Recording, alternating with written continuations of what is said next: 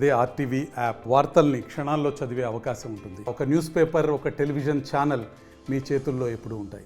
ఎక్కడా కూడా భద్రాచలం పేరు లేదు. ఎప్పుడు చూసినా కాంగ్రెస్ ఖాతాలనే వేసే ఉండేది. ఈవెన్ ఎలక్షన్ రిజల్ట్ వస్తున్నప్పుడు కూడా కాంగ్రెస్ ఖాతాలనే వేశారు.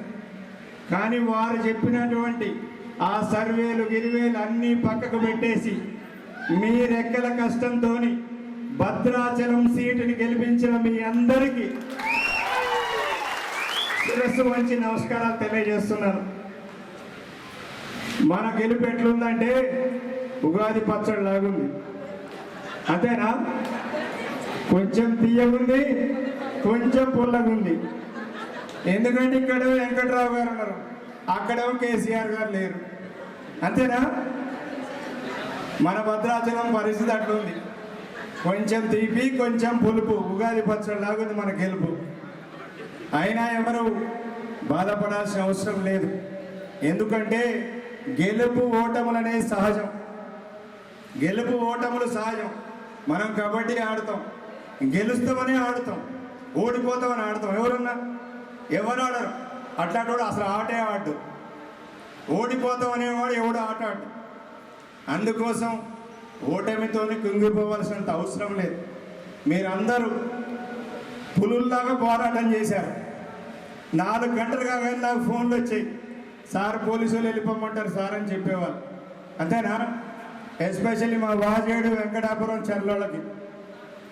ఇక్కడ ఉన్నారు మా అధ్యక్షులు, ఏం చేయమంటారు సార్ అనేవాళ్ళు. ఆ పక్కన పోయి 7 నాగారాలు పడుకో అని చెప్పేవాళ్ళం, అంతేనా? రాత్రి పూట 1 గంట వరకు ఎప్పుడు చరిత్రలోనే లేనంత వరకు మన కార్యకర్తలు రాత్రి 1 గంట 2 గంటల వరకు కష్టపడి పనిచేసాం. మీరందరూ కష్టపడబడే కదా వెంకట్రావు గారు అసెంబ్లీకి పోయింది, అవునా కదా? మీరందరూ కష్టపడకుండా అని కదా మీరు ఎమ్మెల్యే అనేవాళ్ళ? ఎప్పుడు నేను ఒకటే అనేవాడిని, పార్టీ గౌరవాన్ని నిలబెట్టండి, మీ గౌరవాన్ని కాపాడుకోండి అని చెప్పి, అంతేనానది? ఆ మాటను అడ్డం పెట్టుకొని మీకు ఎన్నున్నా ఇబ్బందులు పడ్డా మీరందరూ కష్టపడి వెంకట్రావు గారిని ఈరోజు అసెంబ్లీకి పిలిచారు. ఇంతకుముందే మా సోదరులు కాంతారావు గారు మాట్లాడుతూ చెప్పారు, హ్యాట్రిక్ కొట్టారు, 3 సార్లు అక్కడ ఖమ్మంలో ఒకసారి గెలిచాం, కొత్తగూడెం ఒకసారి, భద్రాచలం గెలిచామని చెప్పినాం. కానీ దీనికి ఒక ప్రత్యేకత ఉంది. ఒక నాయకుడు చెప్పాడు, ఈ జిల్లా నుంచి ఎవరిని అసెంబ్లీ గేటు తాకనివ్వనని ఒక నాయకుడు చెప్పాడా? కానీ మేము గేటు తాకిస్తాం, మేము ఛాలెంజ్ చేస్తున్నామని ఛాలెంజ్ తీసుకున్నటువంటి ఏకైక నియోజకవర్గం మన భద్రాచలం నియోజకవర్గం. వాళ్ళకు అవకాశం లేకుండా చేసింది కదా మీరు, అవునా కదా? బరాబర్ బెర్ర గీసి కొట్లాడి కాంగ్రెస్ నుంచి వెంకట్రావు గారిని అసెంబ్లీకి పంపించినాం. కాబట్టి మీ అందరికీ ఏమి చేసినా రుణం అనేది తీరదు. డెఫినెట్గా మన పార్టీ మళ్ళా పుంజుకొని అధికారం రావడం అనేది ఖాయం. తాత్కాలికంగా ఓటమి మాత్రమే. ప్రజలు ఆల్రెడీ రియలైజ్ అవుతున్నారు. ఏ విధంగా రియలైజ్ అవుతారనేది మన ముఖ్య అతిథి గారు మాట్లాడతారు. ఎందుకంటే ఆ విషయాలకు నేను బోదలుచుకోను, అందరూ అది చెప్తే మీకు బోరు కొడుతుంది, అంతే కదా? అన్నకు అవకాశం ఇస్తే అన్ని విషయాలు చెప్తారు. రేపు పార్లమెంట్ ఎన్నికలు రాబోతున్నాయి. ఆ ఎన్నికల్లో మనం ఈ పార్లమెంట్ సీట్ని గెలవాల్సిన అవసరం ఉంది. పార్లమెంట్ సీట్ని గెలవాలి అని అంటే ఇప్పుడే వెంకట్రావు గారు చెప్పారు, ఎలక్షన్ అంటే ఇట్లా చేయాలని.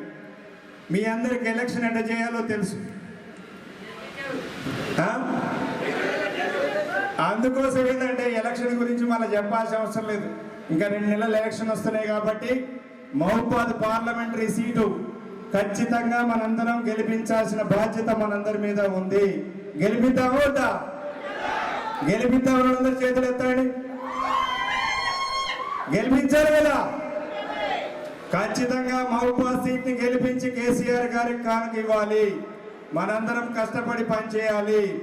మీ యొక్క కష్టాల్లో మేము ఉంటాం. మొన్న ఎవరో ఒక ఆయన, నేను అమెరికాలో ఉంటే ఒక మెసేజ్ కొట్టాడు, సార్ ఇట్లా హైదరాబాద్ హాస్పిటల్లో ఉన్నారు సార్, కొంచెం చేయండి. మరి నా కోసం మరి నా కోసం కష్టపడ్డారు కదా, వెంకట్రావు గారి కోసం కష్టపడ్డారు. కాబట్టి మీ కష్టాల్లో ఉంటామని తెలియజేస్తున్నాం. పారిపోయే వాళ్ళం కాదు, పిరికి బంధలం కాదు. మేము ఎన్ని కష్టాలు వచ్చినా ఎదురొచ్చి నిలబడతాం.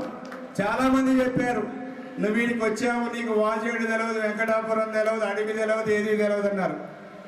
నన్ను చాలామంది ఊళ్ళలో ఊరుతున్నారు, భయపెట్టారు, వార్తలు రాపించారు, దొంగ వార్తలు రాపించారు. మా పాత్రికేయ మిత్రులను కూడా పాపం తప్పుదారు పట్టించారు చాలామంది మిత్రులు. వాళ్ళందరూ కూడా బ్రహ్మాండంగా కోఆపరేట్ చేశారు మాకు వెంకట్రావు గారి గెలుపులో. కానీ మనం ఎక్కడ భయపడలేదు. ఎందుకంటే మనం నిజాయితీ కోసం ఉన్నాం. ఒక మంచి వ్యక్తిని గెలిపించాలనేటువంటి పట్టుదలతో అందరం పనిచేసినాం. అవునా? పులిగుండాల పోతే అన్నాడు, అక్కడికి ఎందుకు పోయినావు, నువ్వు మళ్ళీ బయటికి రావన్నారు. రాకపోతే ఇబ్బంది లేదు, నేను చేసేది ఏం లేదు కదా. అందుకోసం ఎవరికి మనం స్వచ్ఛంగా ఉన్నంత కాలం మనం ఎవరేం చేయలేవు. తాత్కాలికంగా ఎవరో మాట్లాడవచ్చు, కానీ ఈ పార్టీ కోసం అనేక మంది కార్యకర్తలు తమ రెక్కల కష్టాన్ని ఏమి ఆశించకుండా గులాబీ జెండా భద్రాచలంలో ఎగరాలి ఈసారని కష్టపడ్డ కార్యకర్తలందరికీ కూడా మరొకసారి పేరు పేరుగా ధన్యవాదాలు తెలియజేస్తూ ముగిస్తున్నాను. జై తెలంగాణ. మరిన్ని వీడియోస్ కోసం ఛానల్ ని సబ్స్క్రైబ్ చేయండి. లేటెస్ట్ అప్డేట్స్ కోసం వాట్సాప్ ఛానల్ ని ఫాలో చేయండి. అండ్ లింక్ డిస్క్రిప్షన్ లో ఉంది.